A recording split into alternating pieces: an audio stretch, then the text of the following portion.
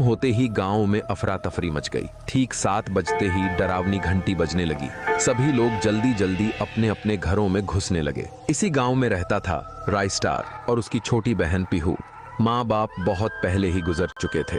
राइस्टार ने पीहू से कहा, पीहू दरवाजा और खिड़की बंद करके रहना जब तक मैं वापस ना आ जाऊं। पीहू बोली, ठीक है भैया। इतना कहकर राइस्टार ऑटो लेकर निकल पड़ा। इधर पीहू अपने कपड़े समेट रही थी।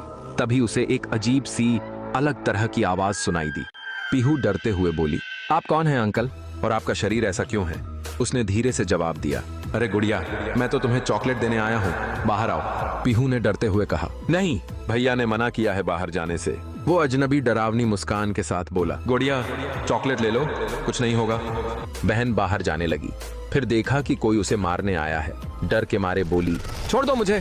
शैतान हंसते हुए बोला, मरेगी आज। फिर उसने खंजर से वार कर दिया। बहन जमीन पर गिर गई। वह शैतान हंसते हुए गायब हो गया। सामने के घर से एक बच्चा यह सब देख रहा था।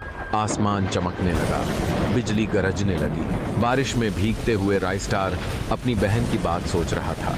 तभी उसे घर के सामने एक लाश दिखाई दी। पास जाकर देखा तो वहीं उसकी बहन मरी पड़ी थी। राइस्टार चीखते हुए रो पड़ा। अब उसकी आंखों में आंसुओं की जगह गुस्से की आग जल रही थी। वह गांव वालों को चीखते हुए बुलाने लगा, कौन मारा है? ये किसका घिनौना काम है? मेरी बहन को किसने मारा? गांव वाले कुछ नहीं जानते थे। सब लोग रोने लगे। सुबह होते ही एक बच्चा आवाज लगाता हुआ बोला, राइस्टार भैया। राइस्टार बाहर आया तो देखा गांव का चिंटू उसे बुला रहा था। चिंटू बोला, राइस्टार भैया, कल रात आपकी बहन को एक डरावनी परछाई ने खंजर से मार डाला। मैंने पढ़ाई करते समय खिड़की से सब कुछ देखा। मैं आपकी बहन को बचा नहीं पाया क्योंकि वो शैतान मुझे भी मार देता। यह सुनकर राइस्टार गुस्से में बोला, अब मैं उस शैतानी ताकत को मिटाकर ही रहूंगा जिसने मेरी बहन को मारा है। अब क्या राइस्टार अपनी बहन का बदला ले पाएगा?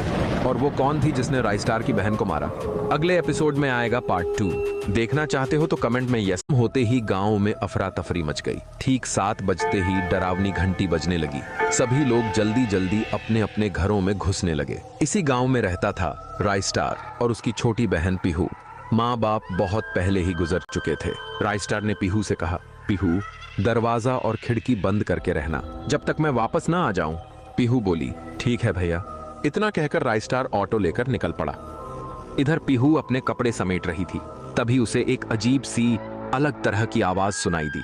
पीहू डरते हुए बोली, आप कौन हैं अंकल, और आपका शरीर ऐसा क्यों है?